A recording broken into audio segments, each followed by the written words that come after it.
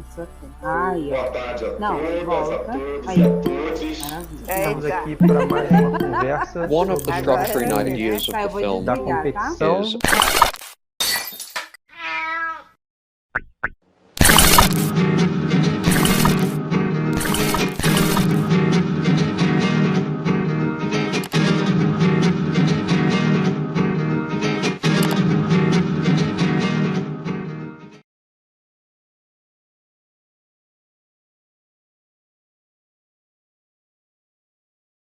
Hello, everybody. Thank you so much for being with us once again. Once again, because last year I was in this position, in this privileged position, to be invited by the Oliar de Cinema, by Antonio Juniors and all his team, to be part of the festival once again. And it's a festival that I carry in my heart. I had been able to go to Brazil, to Curitiba last year. I won't be able to be this time again, but in this era of Zoom and mask and vaccines, we are able to meet each other through this kind of medium, and it's a privilege, really a privilege, to be once again hosting a masterclass in Oleado Cinema. I hope to do my best in order to honor this privilege. With me, according to my point of view, and also from the festival, our guest is one of the most interesting, inconformist filmmaker from our times. With us is Mr. Radu Jude. We are so honored to have you here, Radu, and you are extremely very welcome. I hope that you are okay. Oh, thank you very much for the invitation. Thank you for your kind words. I have only one small request to title the thing, not a master class, but a pupil class, because I consider myself a pupil in cinema, like I'm a student class, amateur class. I can agree. I always discuss, and I always have a lot of conversation between you and I. Each time that I praise a film of you, no, I'm not. You're always taking distance from any kind of praising what you do. But I think beyond praising or attacking or whatever, it's interesting to think what you have been doing, because there is certain kind of singularity. So it doesn't matter if you are a master, if you are a student, if you are good or bad. What you are doing is significant. And I think that it's a good point to start. And a good point to start, could you explain me what is behind you?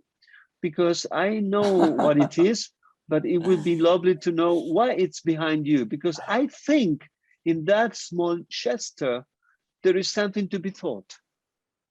Yeah, about you actually, as a filmmaker. It's not, I don't know how to, because it's a little bit cropped. It is a photo from the set of The Leopard by Luchino Visconti. And I think it's one of the moments between the takes where the actors, which are in the second field in the background, are probably waiting for a new take or something like that. And in the foreground, the poor woman is cleaning the set. So I think it's a good image of cinema, of what is seen and what is behind the scenes, so to speak, but really behind the scenes. So yeah. Well, but I think that exactly when I saw that you had put that small still or photograph on Visconti's, there was something that in certain ways it is a kind of secret that you have. It is to put your eye in things that maybe it is forgotten to be seen, or there is a denial, in order to understand that there is always someone who is cleaning. There is always someone who is behind. And in that particular sense, I think it tells something about your cinema. When we've, this is the mind of the philosopher Roger Cosa, and as I have always telling to my partner for a future film or future documentary that we still have to do it, Cristian Ferencvaț, who's a Romanian phenomenology philosopher and translator of Walter Benjamin and of Husserl into Romanian, and also a film theorist. I always tell him that a philosopher could find meaning or something to argue in anything, you know. So that's why it makes somehow, you know, I'm a bit reluctant lately to all the philosophers, to all the thinkers who can use the word so good, so well, and can, it's not, of course not your case, I'm joking here, but this is a real thing where the words can create, you can say anything about anything. That's basically the, and if you have a lot of how should I say, a lot of good vocabulary and concepts, then it's like the French use always the word dispositif, a great dispositif for any stupid thing, you know. Yeah, everything is a dispositive, and everything is Yes. is an opportunity to quote Jacques Rancière and people like that. We have to avoid Yes. that in certain ways. We have yes to. and no, because I also like to quote, but it's somehow, Yeah, but we have. it's always. But it should be. We should not. We anytime. It's something to be careful a little bit, because sometimes Absolutely. there is a tendency to overinterpretation. There is a tendency to see things where there are not those things that the people are being talking about, and so it's a good point to start. So one of the things that you know, this is a student class, not master class, has been called sketches on Inconformist poetics. This is a title that I pick up. It's not something that you propose. I want to tell to our audiences, because Tell it twice. It's not by me. Not by you.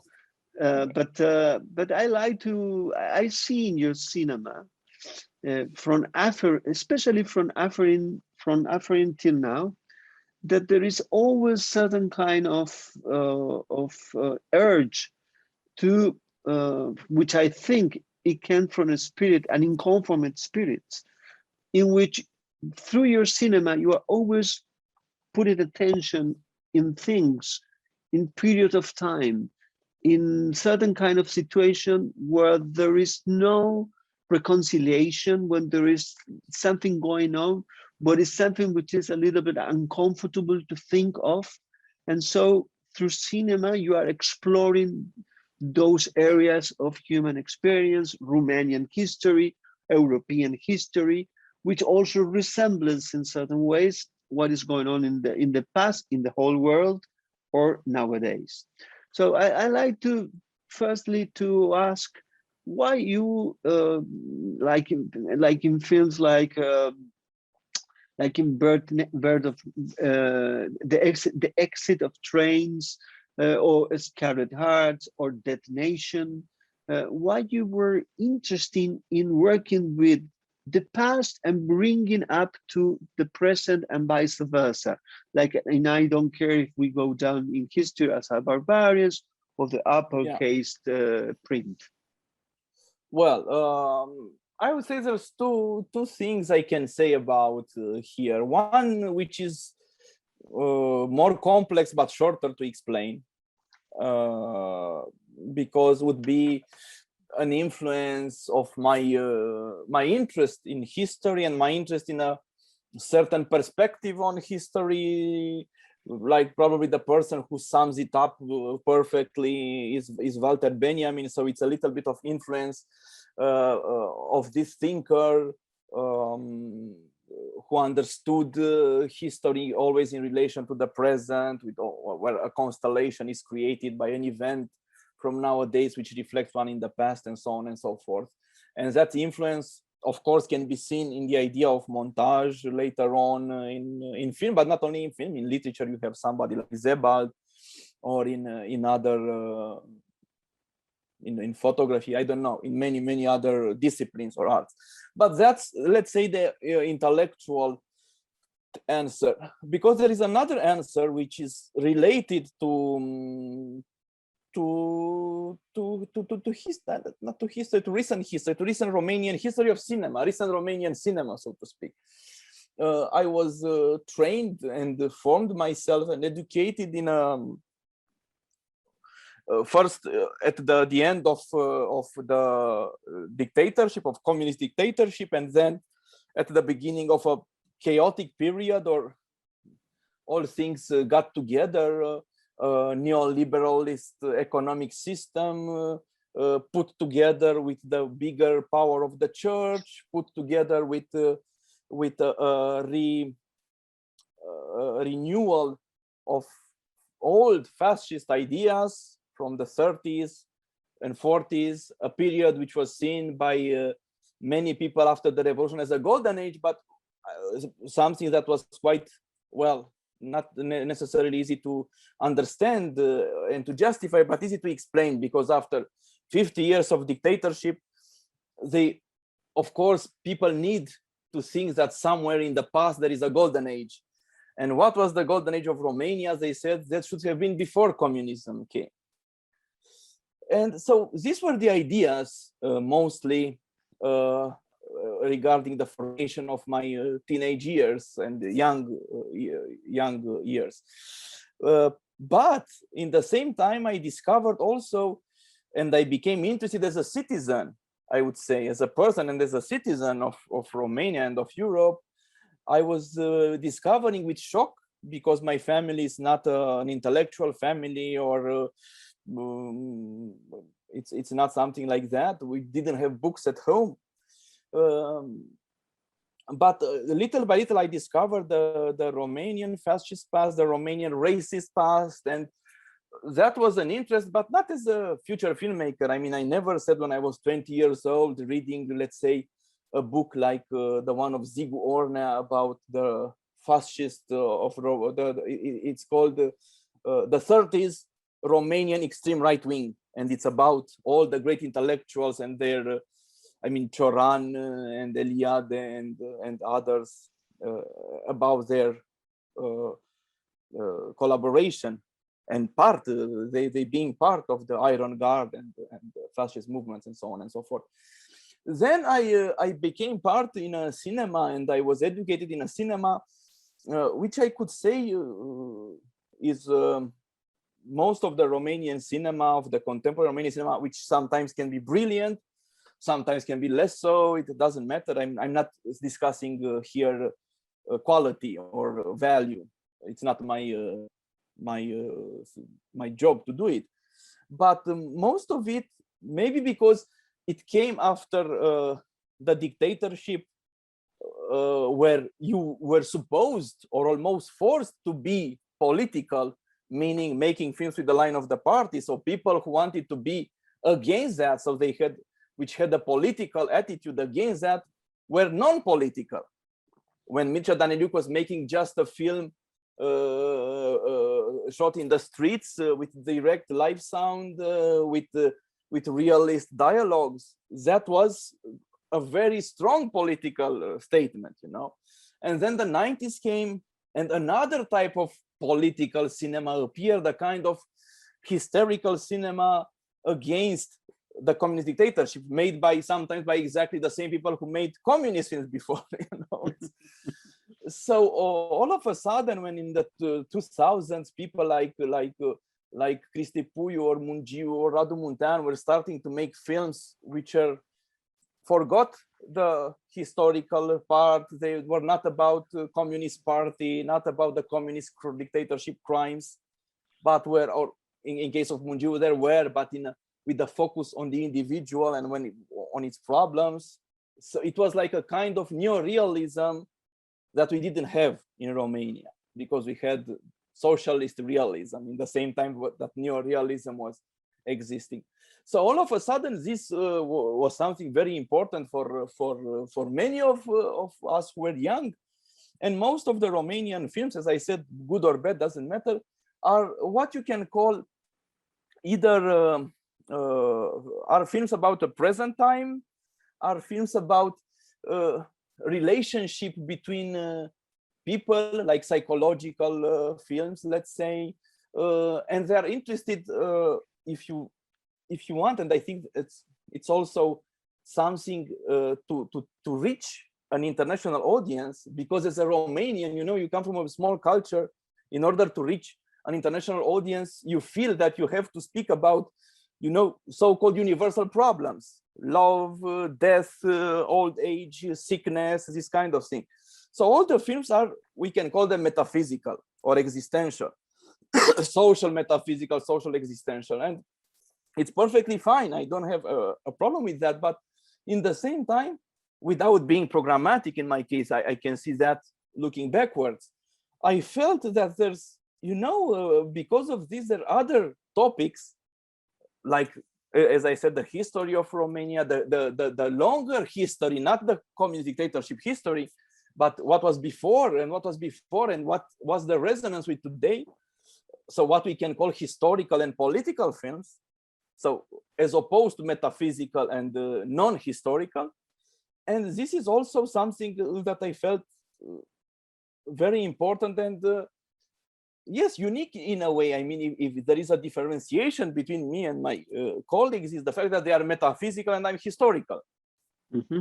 If you want, they aim eternity and I aim the past, or I don't know and of course this doesn't. I don't want to say I'm better or they are better and I'm worse. I'm just saying it's still amazing for me to see that these filmmakers or others, younger filmmakers, are still, and I think this is also because they speak easier the language of film festivals, you know, because if you make let's say a love story or a film about death or about sickness or about I don't know, abortion or whatever it is, the existential heaviness of this topic is easy to be understood everywhere.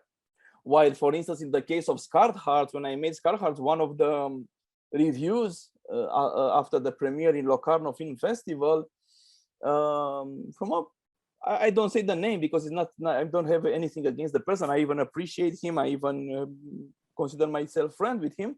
Said, well, the film is so and so and so, but it's full with references to Romanian history, literature, culture that we don't know, and this is of course very annoying for an international audience. And of course, I can think if the references were American or French or German, nobody would say, "Wow, I don't understand. It's too many American references," because it's okay to have American references, but not Romanian ones. So you see, so I think yes, you also pay the price for that, you know, and I know that, I knew that, and it's okay. I don't have a problem. I mean, I can understand that. It's this obsession, even that you find not only in film festival, you find when you try to finance a film, when you go to the pitching sessions. I know you made a discussion with Pedro Costa and he said never go to a pitching session, but well, I don't know, I have to do it. I cannot, I'm not from Portugal where you can have a living and make these films without, much as I admire Pedro Costa, you know. So whenever you go to these, people want universal stories, you know, that's the first thing they say. Oh, but this story is not universal, but for me to be universal is like is to be local. First of all, if I see a film of Lucreția Martel, I want to see something from Argentina. I don't want to see a Lucreția Martel film which is nowhere in particular about universal things. You know, it's when I see a Japanese film. It's exactly, you mentioned Lucreția Martel, and it's exactly the problem that a foreign film, which is Sama, has to go through, because it was extremely local in certain ways, and historical. So it was kindly rejected by the main popes or film festivals, because we have a church, we have popes in film festivals. In Romania, we have patriarchs because we are Christian Orthodox. Yeah, that's another problem from another field. Let's talk a little bit about. Of course, I agree with what you are telling us, but there is something else. I don't think you are interested. I agree. This way that you have put your colleagues and you as a symbolic map that most of them look to be engaged on universal issues, or as you have mentioned, they are looking for eternity and you are looking for the past. But the way that you are looking for the past is not a kind of revisionism that you are interested to, you know, like to sit at your desk reading about what happened in the 30s. Oh, let's see what happened in the 50s. I guess that you are interested in the past because you see that the past is still alive and in certain ways is shaping the present. So could you tell us a little bit this between going back and coming back and this friction between the memories and perception of the present in your films? Well, first of all, yes, I think it can be misleading when we mention the word history, because for some people, I don't know how many, but it can be many. History means exactly what you said, the study of the past, like people read about ancient Rome or read magazines about the 100-year-old war, or things which are, let's say, more or less closed. You know, like in the textbooks in the school, it's horrible. It's the kind of history that they say this king was there between 14th century and 15th century, and he did this battle and this battle and that battle, and the peace was signed at the treaties of. This is, of course, something that I don't have any interest in whatsoever. I never read the history magazines. I don't watch history channel things, although sometimes you can see some images there which are striking, but they are used in a way like, you know, completely uninteresting. So yes, but there is, you know, one of the biggest and most important historians or philosophers, I don't know, is the Dutch guy, for me at least, is the Dutch Johan Huizinga. It's written Huizinga, but they pronounce it Huizinga, something like that. And he has one of his essay about history. He speaks exactly about that. He said there's no use to study history if it's not with the eye to today's life, today's problems, today's contradictions. I don't know. So I think he's right. So I'm interested if I'm interested in history, is because I see something unfinished from this history in the present, or if it's finished, I see something coming back again, or I see something, or I sense something that can be in another shape still existing, and you don't see the immediate shape, the primitive, the first shape. I mean, if we take Aferim, which is about obliquely, but is about the system of slavery of the Roma population in Romania. Of course, this system of slavery doesn't exist anymore. Slavery was abolished in 19th century. After the half of the 19th century, there's no slavery like it used to be. But of course, there's racism against Roma population. There's keeping the Roma population out of the most of public life is discriminated against. And if you ask where does this all come from, then you go back and you can see it comes from this time of slavery for sure. So this is why I made the film. I didn't make the film if there was no Roma population anymore, or if the problems were being solved. I would say, well, no need to make a film about that. So yeah, in this and some, you know, it's still a film that that all the time where people, you know, something happens to some Roma, or there's some discrimination against that appears in the press, people are still even sharing Aferim on a YouTube link, a bad YouTube link, but I don't care. That's the possibility. or mention it. So I think it's a film that, even if it was controversial when it appeared and so on and so forth, and maybe it's not very good, I don't know that, but it still strike a chord, because for some people reconstructed a little bit of the origin of this problem, which was not talked about. I mean, it was not a secret, the slavery of the gypsies, of the Roma population, but it didn't have a shape. It didn't have a face. With my film, it has a little bit of face, you know. Probably with 20 other films, it might be even better, but they are not made, you know. Well, that is a particular point. There is a missing space about who are being aware or taking care to do this kind of dialectics between past and present, present and past. And as far as I see in the Romanian cinema from our era, you are the one. But I don't see you as an exceptional case in Romania. I think you are one of the few filmmakers who are interested in working in such a field in European cinema. And I would say maybe it's beyond that. So it is very interesting to discuss this.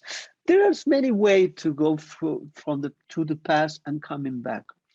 On one hand, you could absolutely made a kind of reconstruction of a period. You have done it in Anferin, you have done it in certain ways in uppercase print, in certain ways, and also you have done it in Scarlet Hearts. But you also could use archives in order to explore that. Can you tell us your way of thinking when you are working on a reconstruction period? In what are the decisions that you're thinking on, and what are the decisions that you're thinking on when you are working with archives, like in Dead Nation, like the exit of trains, because it is a very different approach. Yeah. Well, first of all, I think some of the things come from the praxis, from practicing cinema. Because, for instance, when I did Aferim, you say that it's a reconstruction, but the first problem appeared exactly for this film when we started to do, because, you know, before I made a few films, 2 feature films and some short films, which were contemporary films, like neo-realist dramas or family kind of dramas, which I don't reject. I think they were important for my development, and in themselves, maybe they are not bad films, I don't know. But, and I'm even, my new project is a project which is also a contemporary tale, so to speak. But then starting to make Aferim, to make a film set in the 19th century, the problems appeared. And I still don't understand filmmakers that when deal with these similar problems, they don't solve them, in my opinion. Because, of course, the first impulse is, okay, the film is in the 19th century, we make the sets, the costumes, the research based on that, and then we shoot the film to create that reality. But all of a sudden, when you do that, if you're honest and think about it, you discovered that that reality, of course, doesn't exist at all. It's a total fake. It's a complete reconstruction. It's a complete construction based on the few informations that you have on some drawings, some text, some, I don't know, some paintings, and you reconstruct it and you pretend it's the past. And I think that's always a bit wrong. So that's why I put 2 filters in Aferim. One is the filter of the genre of Western tropes, which should make the viewer alert that the fact it's a cinematic representation and not reality, because of course we didn't have Western world exactly like that in Romania. And then something that probably is not doesn't get very well in the translation is the language, because all the language of the characters, most of what they said, 90%, is taken from literary texts of the same, more or less the same time, the same period, because the problem of reconstruction of language is crucial. And of course, it's, you know, I mean, if you ask how people spoke in the 19th century, who can say that? What does it mean? Because not everybody speaks the same. And of course, you have only written texts, but a written text is something different from a spoken text. But then I said, well, I'm going to use the written text to be obvious they are artificial text, because I don't have something else. I don't want to imagine myself how people spoke, because that would be completely a ridiculous task, you know. It's so I used only this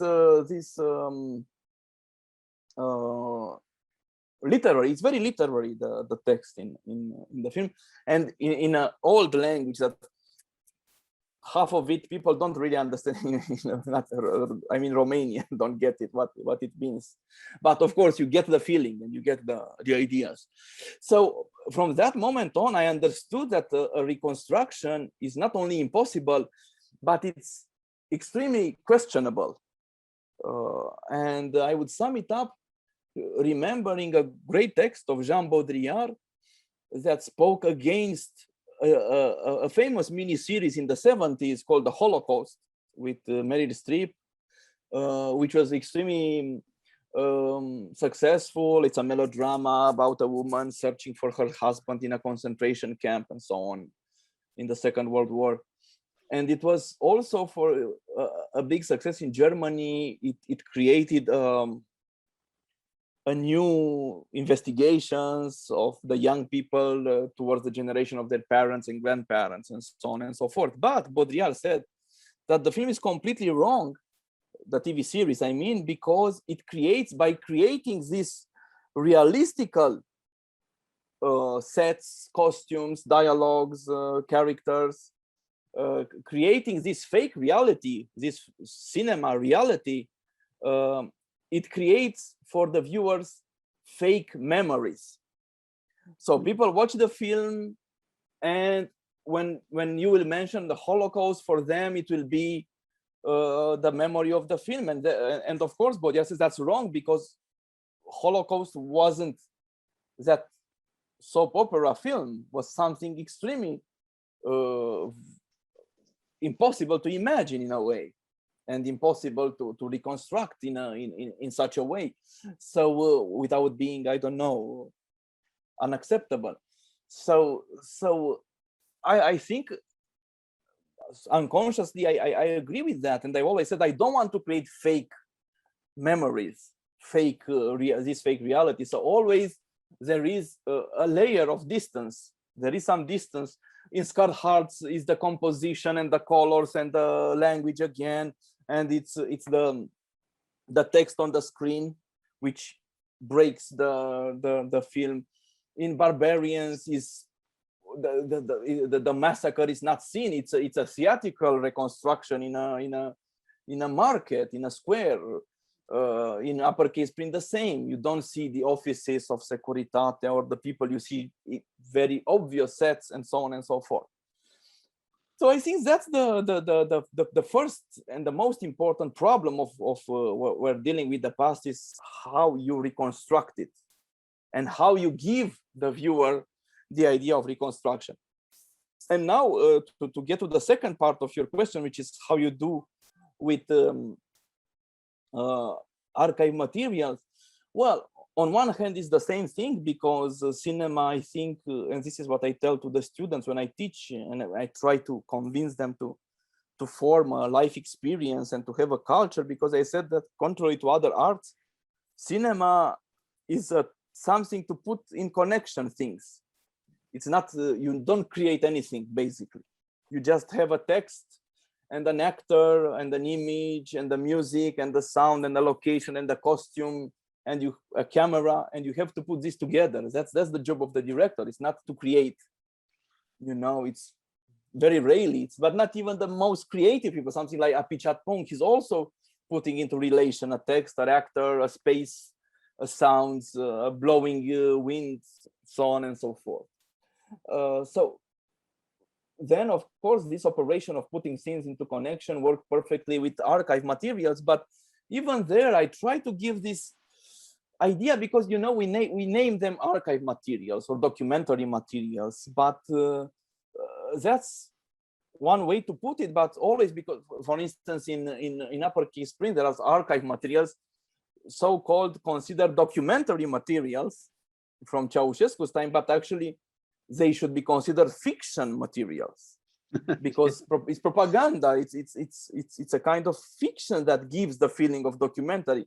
Of course, there are sometimes documentary details which I was interested in, but always I think there should be a kind of distance, a kind of coldness, to give the viewers, you know, not to take everything for granted like it is. That's why I'm a little bit not against, because I admire him very much.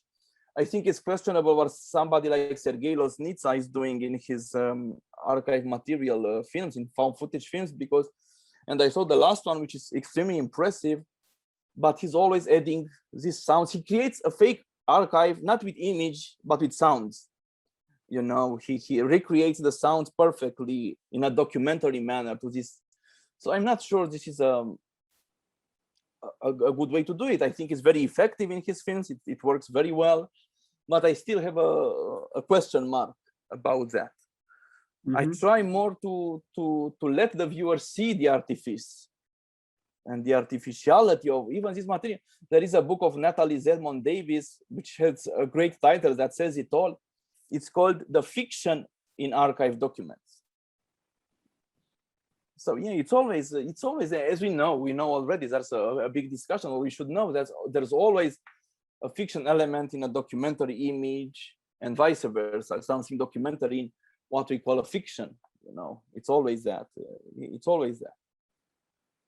So to speak, there is always a concern on you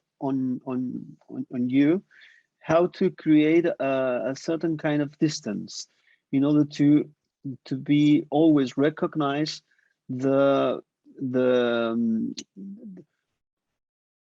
idea of representation as such, which is always a representation. It's not a presence of the past, and it's not a presence of the present, so to speak. So this distanciation seems to be crucial in your method. Am I right? I think it's crucial, you know, everybody who wants to make this yes, it is crucial, and I think it's I have something problematic because this is considered this is no emotion, no place for emotions, people say. And of course, another mantra of film industry, film festival, film critics, film pitchings, apart from being universal, is being emotional. And people say, "Oh, an emotional film. We need an emotion. This is not emotional." So it's not. First of all, I believe that emotional is, you know, I read about a mathematician who cried reading the solving of a theorem because of its beauty. You know, so emotion should appear from anything where there is truth, where is just direction. There is emotion as well, in my opinion. And then I think it's and I put this quote in the film, in my last film, in Bad Luck Banging. There is a quote from Kundera saying that why do we believe so much in the heart and not in the brain? Why do we live under the dictatorship of emotion, of sentimentality? Because of course, he says, massacres or crimes are done with the brain, but also with the heart. So it's not that the heart is superior to being rational. On the contrary, I would say. So this is the first critique that appears all the time. Oh, it's too cold. It's not emotional enough. But I have a problem even with most of the films, apart from genre films, but even there, with most of the films that want to take you hostage, you know, and to keep you, you know. I saw recently, speaking of that, a film of a filmmaker, a Romanian filmmaker my age. Well, actually, he's living in the United States. He's teaching there, Bogdan Apetri. He had a film called Miracle in Orizzonti in Venice this year. And I appreciate him. I appreciate his technique. I appreciate, but it's, you know, it's really one of these films where there's no, it's about some murder, some rape of a woman and the police investigation and everything done on the verge of realist police investigation, on the verge of a genre film, and on a verge on a Bruno Dumont film, because it's something mystical happening or not, we don't know in the end of the film. And I really was, I felt the need to take a distance from that, because I felt taken hostage, you know. And I said, okay, I understand, it's tension, is this, is the investigation, the rape, miracles, but what's the idea behind all that? And I didn't find any idea that I would be comfortable with. On the contrary, I found everything to be extremely conservative and extremely only metaphysical. Although, you know, I really cannot accept that somebody can speak about the faith and about the church in Romania nowadays, not to mention the reactionary of this institution, the reactionary side of this institution, which is bigger and bigger. This doesn't exist in the film. It doesn't exist. It's like it's not. It's like the church is something like a gym, you know, and it's not like that. It's yeah. So yeah. But I understood what he did that, and he did it brilliantly. He's a very talented filmmaker. Nothing to criticize here. The actors are brilliant, but you know, to take you hostage into a world like that, no, not for me. I prefer always a film to be an invitation to the viewer to think together. You know, I would quote, you have a Wittgenstein book behind you, and I remember this quote. Of course, it seems that I'm comparing myself to Wittgenstein, but no, I understand him. I think it was in the Tractatus, where he says at some point that this book is just or in a philosophical investigation, I don't remember. I know, I think it's in Tractatus Logico-Philosophicus, where he says that this book is just a staircase. Some people can climb on this staircase, and then they can go on by themselves. Mm-hmm. And I want my films, even if they are not good, to be maybe one-step staircase or two-step staircase. So an invitation for the people to, and then they can go 100 steps more than I was able to do it.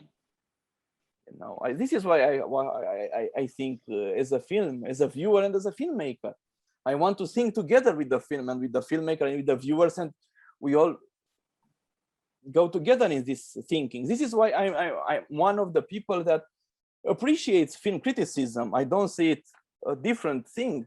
I like Godard, I say it's another part of filmmaking. Mm-hmm. Thinking about cinema and writing and analyzing cinema is and should be also a part of cinema. So I'm interested in that. It's of course, most of the times it's unreadable, you know.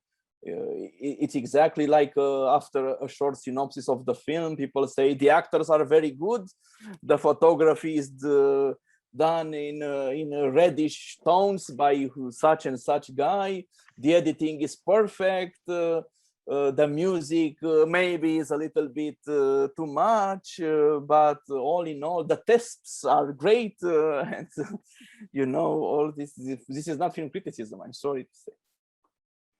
There is something which is very interesting you have mentioned, and I will go deeper to this. When you were talking about the last film and the previous last film by Mr. Sergei Lodnitsa, who I also appreciate, but I have some, especially when he's working with archives, it's something to be discussed. And I'm taking advantage that you have mentioned to go back to this. When you see State Funeral, for instance, again, there is a kind of working on the sounds. We are not about to talk about this film, but I want to put attention on this. At the same time, there is, through his understanding of montage, the editing of the film, it seems to be that he's using a whole material. There is a kind of teleology in the film, because what is important is exactly at the very end, when there is a couple of sentences which regroup and signifies once again what we had been watching. If you didn't know it before, if you didn't know before. Yes, but if you see what you see in the film, the images as such, the images is telling something which goes beyond what the letters are being explaining at the very end. So it's much complex one to the other. What I wanted to ask you, because in your fields, when you work with the archives, and especially the strategy in uppercase print, because there, as you said, yes, it's true, there is a kind of fiction in the archives that Ceaușescu and his people used to compose. That is true. But at the same time, you put that kind of a staging way to counteract that through the theater or empty space TV set where the characters are talking. They are not talking like typical human beings. They look a little bit Bressonian in certain ways. It's not exactly, but there is that. So in that, there is a strategy from you in which the archives are being questioned by this setting and this way of speaking, because the mentality from you are recreating and exploring and mindset and a way of being from the past, and put it in context and in friction with that period archetypes. I don't know if I make myself clear, but I think that strategy is absolutely interesting to put there is a shocking movement in that. Yes, it's a dialectical movement, I would say. It's a montage, but this is something that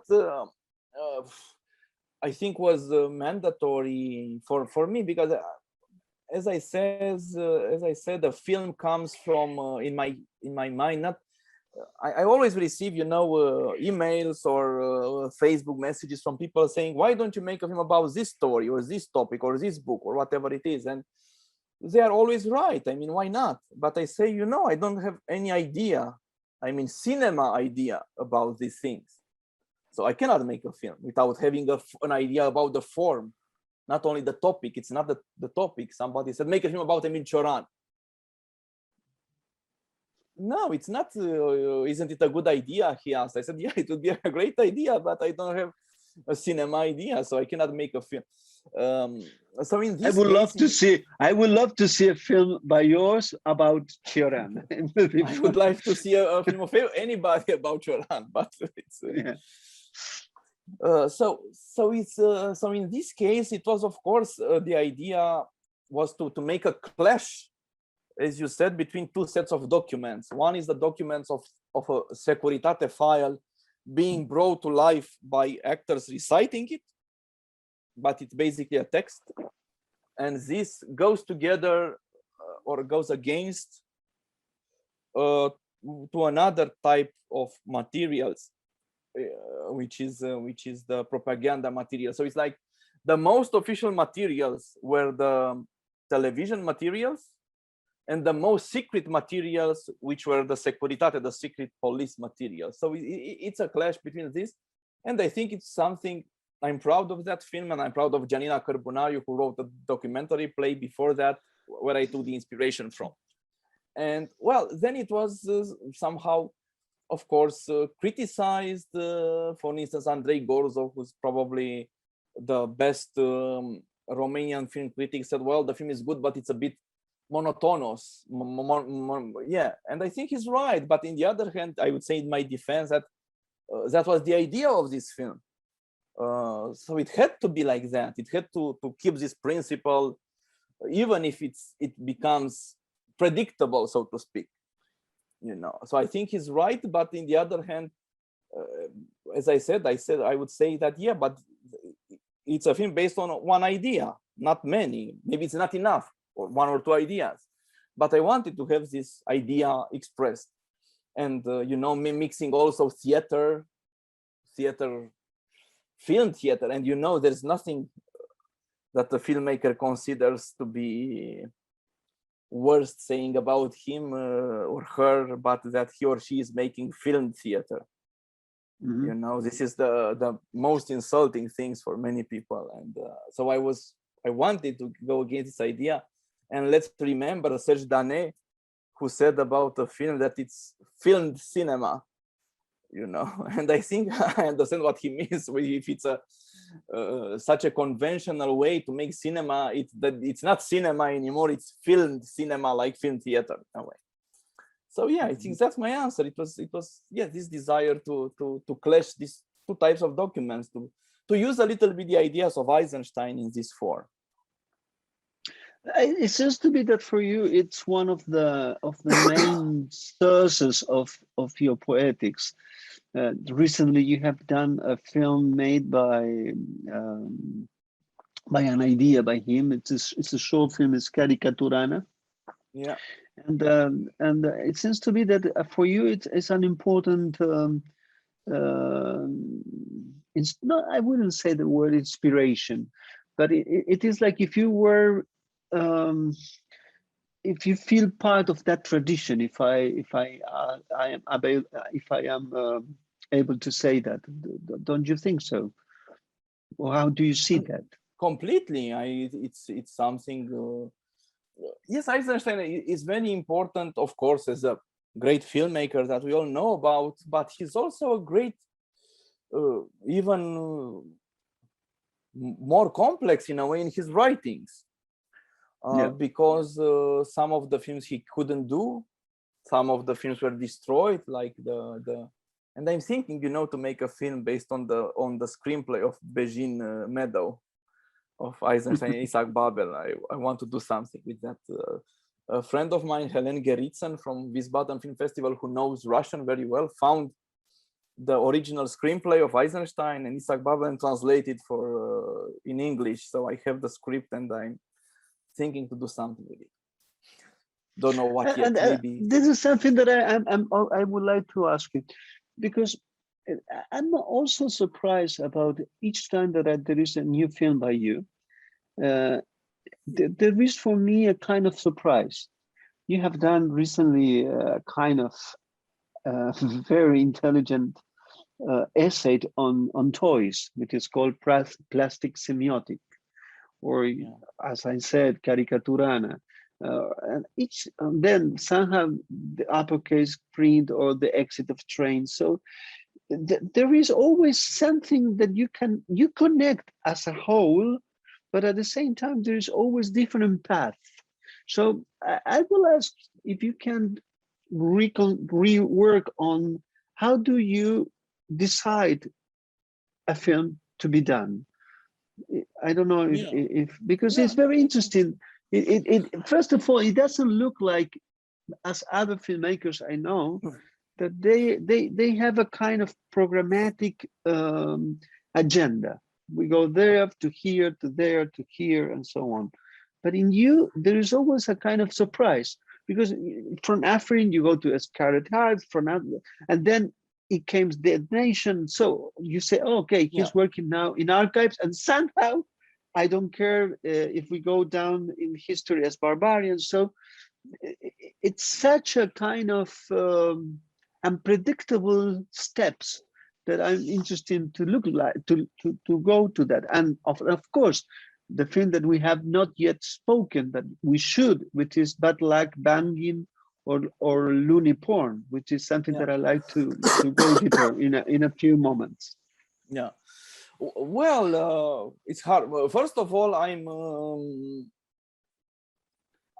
unable to have a poetics or a philosophy, a personal philosophy or a personal obsessions to follow. You know, I mentioned I saw Memoria by Apichatpong Virasetakul, and I consider it a huge masterpiece. And it's, of course, the film of someone who makes the films from his own substance, so to speak, from his own dreams, from his own visions, from his own interior world. Like David Lynch is also maybe like that in a way. Partially, at least Tarkovsky was like that, partially Fellini, but I don't know. This is a blessed case of great artists, of great visionaries, I would say, that somehow their inside world is so big and so rich that when expressed become something like a, you know, when you see a film of David Lynch, is, oh my God, it's always I'm thinking, but my interior world is so poor, you know. But luckily for cinema, I do hope, is the fact that camera in cinema is a tool that is made not only to, you know, express yourself, as they say, or express your visions or your dreams or your desires or whatever it is, like in Apichatpong's case, but it's also a tool that you can look around. It is a tool. It is a tool, like montage is a tool to look at the things. And then if you're curious about things, then you discover that you can use this tool like a microscope. You can study today a plant and tomorrow a bug, and the day after tomorrow your finger, or I don't know. So I see cinema more like a technique than like an art, in a way, like a technique of watching the world, of watching better, of seeing better, of expressing then better what you saw. So from this point of view, I don't need anymore. I don't feel anymore the desire to have a poetics. I have the desire to find things to look at and to be able to of course express them. And of course there's art coming and so on and so forth. But let's not forget that cinema, you know, always, and how easy it is for them to remember us all the time. Sometimes film critics are doing, sometimes producers, sometimes industry people, they always say, you know, cinema appeared because as an entertainment thing. It was projected in tents, in circus in the first year. So this is the origin of cinema. And I always say, of course, this is the origin of cinema, but there is one other origin that you forgot. The films of Etienne Jules Marais, the films of Muybridge, where they use cinema to study how a horse is galloping, how a cat is falling down, how a man is going. You know, I read recently the last book, I think is after his death, The River of Consciousness of Oliver Sacks, the neurologist. And he mentioned that when he was small, when he was a kid, he wanted to study how the trees go, you know, how a tree or a plant works. So he made every day one photograph from the same point of the plant. And then he made the flip book. And he was doing like that and seeing how the plant went about. So this is cinema. This is a cinema thinking. You know, Oliver Sacks needed cinema, needed images and this succession of images and montage in order to see better something that he couldn't see with his own eyes. For me, that's also cinema. It's not only an entertainment, you know, it's also this. So starting from here, yes, you can find this. There is this book which I don't particularly like, but I like the title, a book of Richard Brody about Godard, which is called what's the title? Everything is cinema. Yeah. And yeah, well, I think everything is cinema. And when you read Eisenstein, to end with that, you can see that in the case of Eisenstein, cinema was not just making movies, you know, telling stories, making films. Cinema, when he was, you know, what he sees as the first case of color cinema, Eisenstein, he says that the first color cinema is the projection of the glass in churches, the colored glass on the floor. That's the first color cinema. He said. So he can see cinema there. And you know how Eisenstein kept his books. I said that recently in another interview. Sorry to repeat myself, but I was blown away. Naum Kleiman, who's a specialist in Eisenstein, mentions that he had the books in his bookshelves, not by authors, not by type of books, literature, philosophy, history, but by montage principles. So he had a book about Napoleon, and next to it, a book about crazy people in neurology. Then he has said Ulysses by Joyce. Next to it, Alice in Wonderland. you know. So this is also cinema. So yeah, so I think this is I try to learn from Eisenstein to see cinema manifesting itself in around, and then you just have to capture it with the camera. That's all. Let's go a little bit towards Bad Luck Banging or Loony Porn, which is the film that you got. Sorry, I have to mention it. I know that it's a little bit embarrassing that you got the lion beer. The bear. It's a beer. The bear. Beer. Yeah, beer is not. Maybe it's better to get a beer. In Berlinale. In at the beginning of March. This is a film which is again a kind of synthesis of what you had been doing in certain ways, and what we are talking about right now. Yes, but at the same time, it's a film which is, if you think a little bit about it, it's extremely heterodox in certain ways. For instance, the structure of the film. At the very beginning, we have beyond the preface, which is a porno scene, but then the woman who is on the porno scene, which is a teacher, and we just follow her walking around in Bucharest.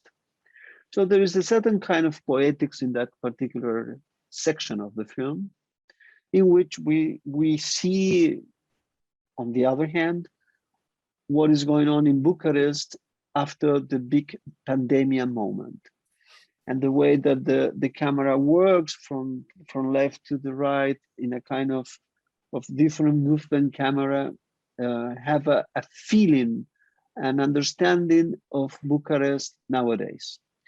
Then all of the sudden you have the dictionary, which is something absolutely crazy, because you introduce things from Romania, from Europe, philosophical stance, political understanding of the certain period of Romania and Europe. And then we have the end, which is a kind of it's a kind of joke in certain ways on all those things that we have seen in Hollywood about on court films, where people go to defend themselves. And so it's a film that, if you see it as such, it's a kind of it's what Frankenstein, Dr. Frankenstein couldn't do it, because Frankenstein was at that reconstruction of a human body, which it doesn't work, but your Frankenstein works, and it looks organic. So I was absolute, when I saw for the first time, I said, this guy, I mean Radu, is working with such a freedom in certain ways, because to put all this together, you have to believe you have to believe in what you're doing, otherwise you cannot compose this. So can we talk a little bit about this structure? For instance, the middle section, which is the dictionary. You know, to incorporate the dictionary in the middle of a film, which seems to be a typical evolutionary tale film. Somehow there is a dictionary which takes like 30 minutes, 25 minutes. I remember the length of that section. Yeah. Can you talk a little bit about this? Yeah, just a minute to see what my kid is doing, because I don't hear him. Yeah, do it. Okay?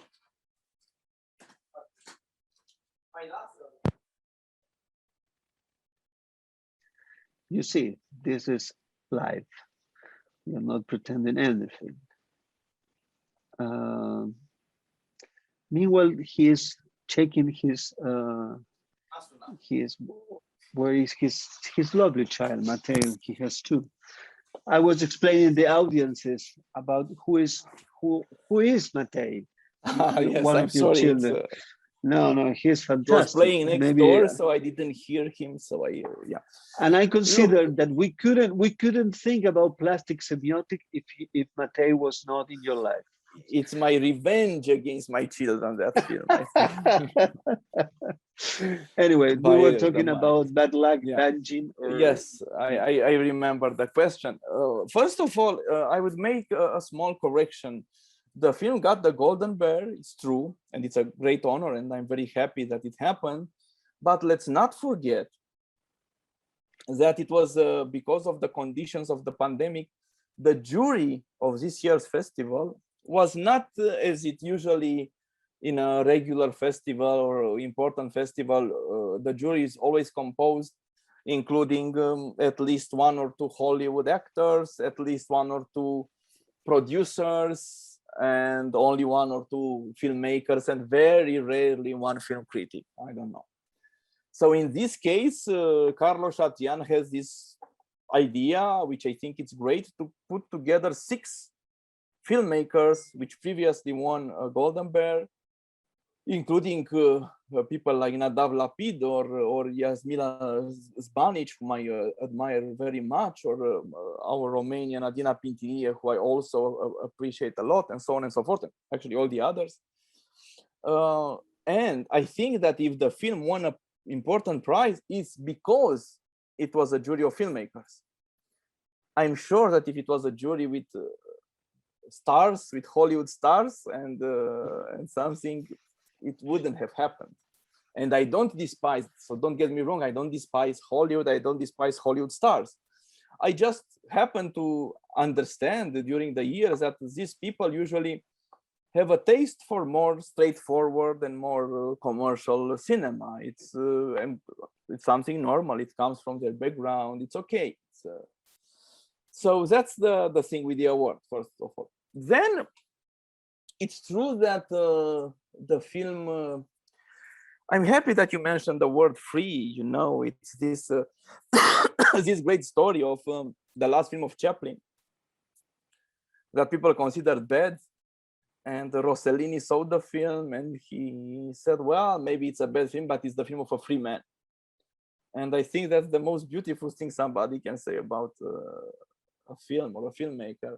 And for me, it's a little bit complicated now, because I look at this film, which is so exploded in a way because of the structure, and it's very hard for me to make a film which is not like that now. It should have been my last film, you know. It should have, yes, because as you say, it brings together all the themes, it brings together all the strategies I'm capable about, and they are thrown away, well, more or less freely there. And all of a sudden, now I'm, well, for this new film, I found it's a more modest project. I like it very much. It's more straightforward film. But of course, it's without, I mean, toutes les proportions gardées, I always asked myself that why Joyce, after he wrote Ulysses, didn't he write another Dubliners? You know, because he could have done it. But now I understand that it was impossible for him to do. After your mind breaks in pieces, it's very hard to put it back together. And the comparison stops here, of course. So yeah, and actually, it's funny what happened with the film, because when you mentioned freedom, you know, this freedom came from the fact that it was a film that I knew back then, or this is what I was sure about, because I was with the project in Berlinale, like a production market, as you know, last year. I mean, 1 year and a half. I remember. And basically all the meetings were with people saying, no, I don't want this film if they were sales agents or distributors. I don't want to co-produce it. I don't think it has any meaning. I don't think it will have any life. I think it's, you know, it was very, a project that only a few producers supported in the end. And I want to name them because apart from Ada Solomon, my Romanian producer was Ankica Juric-Tilic from Croatia, Irji Konechny from Czech Republic, Dan Wexler from Switzerland, who's also the producer of Memoria, and Paul Tildges from Luxembourg. They were the people who agreed take part in the project and found some money for it. And only one sales agent, which is a Greek company, it's called Heretic, which is not usually, I mean, before that, they had sometimes other kinds of films, although they have Gürkan Keltek's film, which is a filmmaker I admire. But it wasn't when people say, well, you know, why did you choose this company? I said, well, they were the only one to show interest in the project, and I'm grateful to them for that. So even that after the award, of course, many other companies would have wanted to distribute the Golden Bear, but I said out of the question, these were the only people who take the risk in the project. So yeah, so in a way, it was very liberating to see it as a film that nobody wants. And I made it in that way, in a way, you know, we did, as Godard said when he was young, you have to put everything you like into a film. And sometimes he might be right with that, you know, I said, yeah, because anyway, I wanted the film to be around the story, not about a specific story, but to be about things. So we did everything. And this is why we were extremely flexible. Usually filmmakers are not flexible, and they are very proud not to be flexible, you know, to say, you know, I have one idea and I fight for it till the end. I didn't fight for anything here. If an actor said I go, he could have gone. If an actor said I can come only 2 days, I said, okay, come these 2 days and we see what we do. If they say we cannot shoot inside because of the pandemic restrictions, I said we move the scene outside.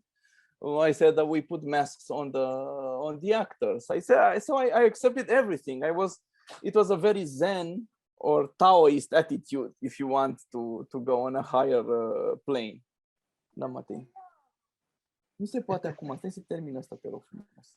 He's Matei. You cannot see it because he's in the background. There is Matei, my friend, by the way. Matei. Yeah. So, Radu, I would like to ask you about certain kind of microscopic decisions in the film. It's very interesting in that Lack Banjin or Looney Porn at the very beginning, the strategy to follow the character walking on the street. At the same time, it's one of the few films, after all, which has, in certain ways, capture what was going on in 2020. Because if you see other films made recently, they don't. It seems to be that the whole pandemic is off screen. Like if there were not pandemic, but your film will keep in time, I think, as a kind of documentary of what was going on. Because in other films, it seems to be that they want to show that. So that is a remarkable point from my side. But I was interested on how you see the immediacy of the daily life in a Bucharest streets. Could you talk a little bit about this movement, this kind of following the main actress walking on, and how the reality of the streets comes into the scene? So there is a kind of documentary in certain ways and the fiction side going together. Yeah, I saw recently in Venice the film of Chiro Russo, El Gran Movimiento, and it starts with 10 minutes from La Paz, I think it is. Yeah. And I felt very close to what he did there, and I said, oh my God, but if we say Bucharest is horrible, what about La Paz? It's always a question of perspective, you know. Well, first of all, there's two things apart from what you said. It's the fact that I believe, and this is of course an idea that can be related back to Walter Benjamin and to montage theories and to modernism, actually, that in a city, in the exterior signs, if there's this, if you apply this hermeneutics of urban signs, you discover something about what's behind, what's the mentality that creates it. what's the work behind, what's the use of this, what kind of society is that creates these things. It's exactly that we always do that, or sometimes we do this with historical sites. If you go to a palace, I don't know, to Schönbrunn in Venice, in Vienna, and you look and you see, okay, this kind of people lived here, this was their life, these were their values. Or if you go to Pompeii, you know, and you see there and you try to interpret what kind of life these people had, but we don't apply this to contemporary life most of the time, I think. So my idea was to say, okay, let's take a straight line in the city from closer to periphery to the center, to the historical center, and let's see, let's put the character there to walk mostly. Then let's stage a few things that we observed. So it's nothing invented in itself, and let's see what we can see about this city. What's the lessons we see? What's the community behind it? How is this community? What's its values? So that was basically the idea. And I remember the DOP, Marius Panduru, who was very much against at the beginning, because he said, you know, we live in a shitty city completely without a personality. It's not Istanbul, it's not New Delhi, it's not New York, it's not Los Angeles, it's not La Paz, you know, it's a very, one of the anonymous capitals of Eastern Europe. But I said, well, you know, this is where we live, this is where the film takes place, so it must be something here for us. If it's a lot, if it's too much, if it's too little, I don't know. I just shot what it was there. So of course, when you see a film of Chiro Russo in La Paz, you can see these things even more violently if you take a look at them, and Chiro Russo looked at them, you know. So yes, this was the thing. That was the idea, and yeah, I think I don't know if I can add something more about that. No, that's it. We had been speaking for almost 1 hour already, a little bit more maybe, and maybe it's the time to stop. Sometimes it's very difficult to know when a shot should be stop. It's also difficult to know when a talk should be end, and I think that maybe this is the moment to do it in certain ways. Radu, I want to thank you so much on behalf of the people from this small but lovely and intense and festival, which is Olhar do Cinema. No, thank you for the invitation, and I thank the festival because I admire them from afar for quite a few years. It's not such a old festival, as I know, but always the programming was you know, when I always drink my tea, there is this is from the festival, Olhar do Cinema. I always have both, in fact.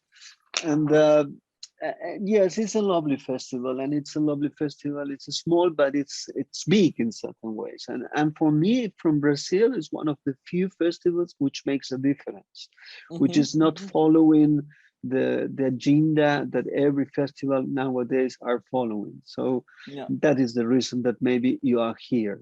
Maybe that is the reason that I am here.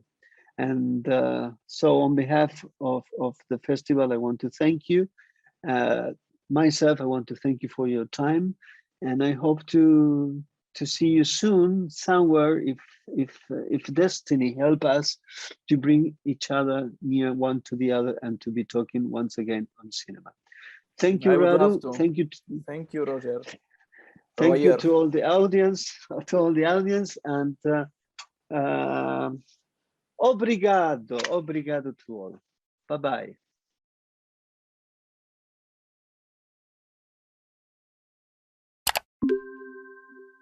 Boa tarde a todas, a todos e a todos. Estamos aqui para mais uma conversa. One of the structuring ideas of the film da competição.